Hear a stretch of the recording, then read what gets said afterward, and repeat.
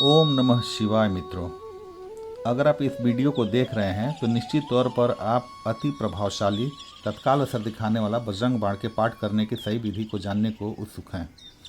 क्योंकि अगर सही विधि विधान से इसका पाठ नहीं किया जाए तो इसके पाठ का फल या परिणाम हमें प्राप्त नहीं हो पाता है और आपकी मनोकामना अधूरी रह जाती है।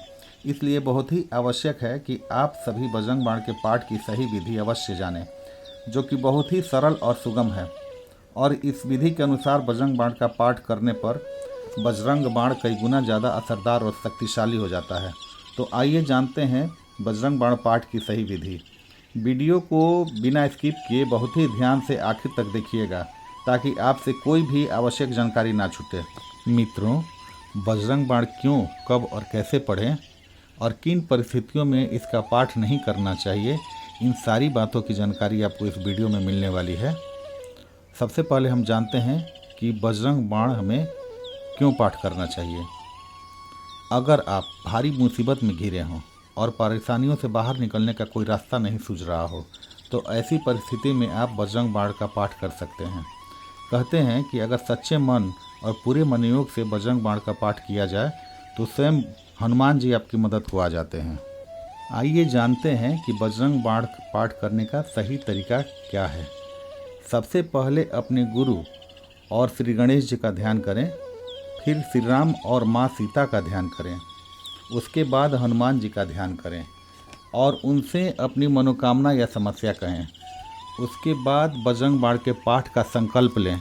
उसके पश्चात बजरंग बाण का पाठ करें। पाठ के उपरांत भगवान श्री राम जी का कीर्तन करें और अंत में हनुमान चालीसा पढ़ें।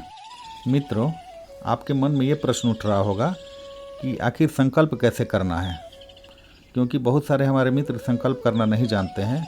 और संकल्प एक ऐसा चीज़ होता है जिससे कि मंत्रों की शक्ति कई गुना बढ़ जाती है। तो अगर आप संकल्प ले लेते हैं तो बजरंग बाण की ताकत बहुत ज़्यादा बढ़ जाती है और इसका तत्काल प्रभाव आपको देखने को मिलता है।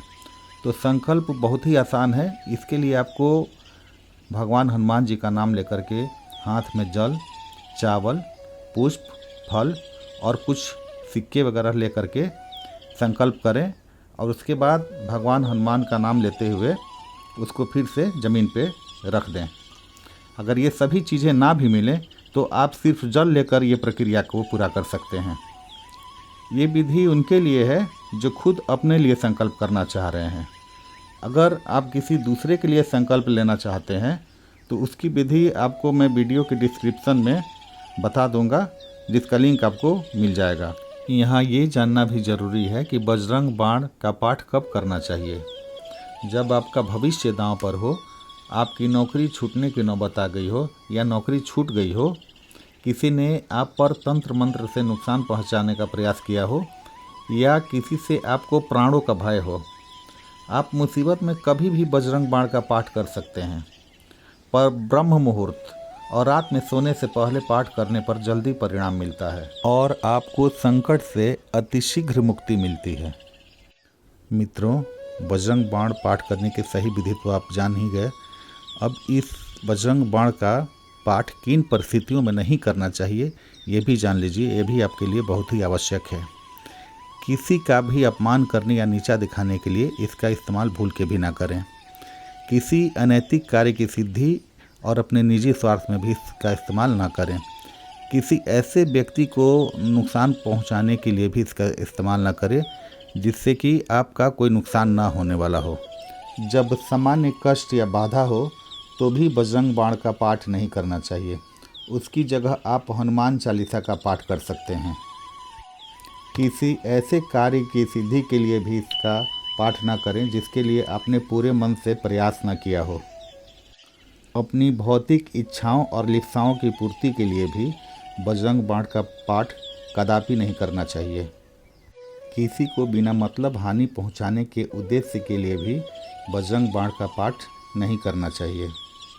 मित्रों, अगर इन सारी बातों को ध्यान में रखकर आप विधि विधान से बजरंग बाण का पाठ करेंगे तो निश्चित ही आपको बजरंग बली की कृपा से मनचाहे परिणाम प्राप्त होंगे। ओम नमः शिवाय।